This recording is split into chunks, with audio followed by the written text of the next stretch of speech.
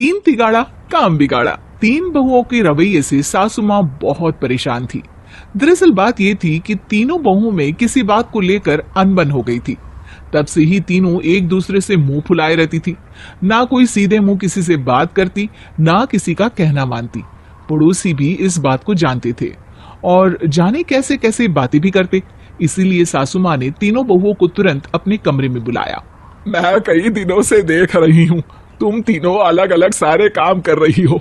ये सब नहीं चलेगा, तीनों को मिलकर ही काम करना पड़ेगा। सास की बात सुनकर एकदम से बड़ी बहू बोल उठती है। नहीं मम्मी जी, मैं इन दोनों के साथ कुछ नहीं कर सकती। मैं इस घर की बड़ी बहू हूँ, फिर भी ये मेरा कहना बिल्कुल भी नहीं मानती। अरे जेठानी जी, जानबूझकर मुझे डबल काम करवाती है आप, और छोटी मुझसे टेढ़े मुंह ही बात करती है। इन दोनों के बीच हमेशा सैंडविच बन जाती है मेरी, और मैं हमेशा आलू की तरह बीच में मसली जाती हूँ। मम्मी जी, इन दोनों को लगता है कि मैं छोटी हूँ तो इनके पैरों तले दब जाऊंगी, लेकिन नहीं, मेरा भी उतना ही अधिकार है जितना इन दोनों का है। बड़ी आई दोनों मेरी चुगली करने के लिए, मुझे क्या कम समझ रखा है।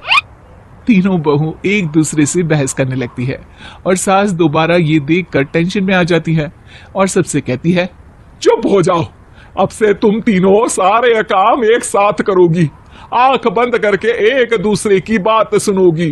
तुम तीनों इस बात को गांठ बांध लो, वरना अगली छुट्टियों में तुम्हारा अपना मायके जाना कैंसिल।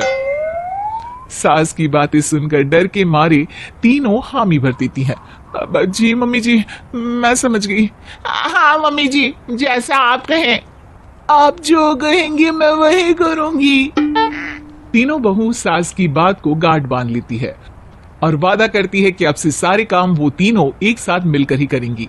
ये सब देखकर सास खुश हो जाती है और वहां से चली जाती है। नीचे जाकर वो देखती है कि घर में शर्मा जी आए हुए होते हैं। सास जोर से आवाज लगाकर कहती है, अरे बहू, जरा चाय बनाकर तो लाना, शर्मा जी आए हैं। सास की बात सुनकर तीनों बहू तुरंत किचन की ओर भागती है और चाय बनाना शुरू कर देती है। मुझे तो एकदम मसाले वाली कड़क चाय पसंद है, तो हम शर्मा जी के लिए मसाले वाली चाय ही बनाएंगे। अरे नहीं दीदी, गर्मी के मौसम में मसाला चाय कौन पीता है? मैं तो शर्मा जी के लिए इलायची वाली चाय ही बनाऊंगी। ये कैसी बात कर रही हैं आप दोनों? मेरी मम्मी ने सिखाया है कि मेहमान को ज्यादा दूध और शक्कर वाली चाय देनी चाहिए, वरना वो घर वालों को कंजूस समझते हैं। तो मैं तो शर्मा जी को ऐसी ही चाय दूंगी। तीनों बहुएं अपने अपने तरीके से चाय में शक्कर, मसाला, पत्ती सब डाल देती है। उबलने के बाद तीनों मिलकर चाय बाहर लेकर जाती है और शर्मा जी और सासू माँ को देती हैं। चाय पीने के बाद शर्मा जी सासू माँ को देखकर शर्मा जाते हैं और शर्मिंदा महसूस करते हैं कि आखिर उन्होंने चाय पीने के लिए हामी क्यों भरी।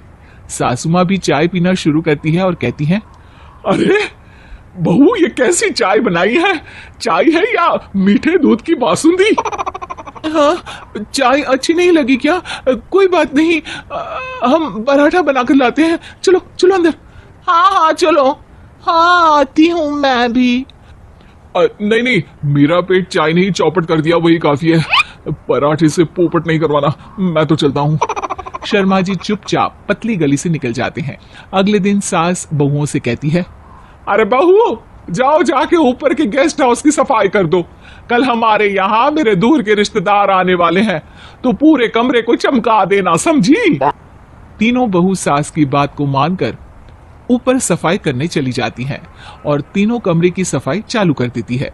बड़ी बहू मकड़ी के जाले साफ करती है, तो बीच वाली झाड़ू लगाना और छोटी वाली सर्फ डालकर जमीन धोना शुरू कर देती है। अरे दीदी, जेठानी जी, अभी मैंने पूरी फर्श धोई और आप फिर से धूल नीचे गिरा रही हैं। और मछली जेठानी जी, आप बिना झाड़ू की धूल यहाँ छटक रही हैं। अरे तीनों को साफ करना है, एक साथ सफाई करते हैं ना। अरे वही तो, हम साथ साथ हैं, घर साफ साफ है, तीनों बहू ऐसे ही काम में उलझ जाती है और 2 घंटे तक एक ही कमरे की सफाई करती रहती है। बहुत देर से अपनी बहुओं को ना देखने के कारण सास ऊपर कमरे में उन्हें देखने जाती है, लेकिन कमरे में घुसते ही वो गीली फर्श पर फिसलने के कारण नीचे गिर जाती है। ओरी मोरी मैया, हड्डी मरोड़ के रख दी। आए मेरी तो कमर ही टूट गई रे। तीनों बहुएं सास को उठाती हैं और बिस्तर पर सुला देती है। अरे मेरे हाथ पैर दर्द कर रहे हैं, दबा दो आराम मिलेगा। हाँ जी माँ जी। अरे जी माँ जी माँ जी। और तीनों बहुएं एक साथ सास के हाथ को दबाना शुरू कर देती है। माँ की तो चीख ही निकल जाती है और नतीजा ये होता है कि सास के बचे हुए शरीर में भी दर्द उठ जाता है। हाय राम, ये क्या कर दिया तुम तीनों ने। अरे मेरी तो किस्मत ही फूटी है कि तुम जैसी बहुएं मुझे मिली। हे भगवान, पूरे शरीर में दर्द बढ़ गया है। अब तो पता नहीं कि चल भी पाऊंगी या नहीं। माफ करो, मुझे गलती हो गई मुझसे कि तुम तीनों को एक साथ काम करने के लिए बोला।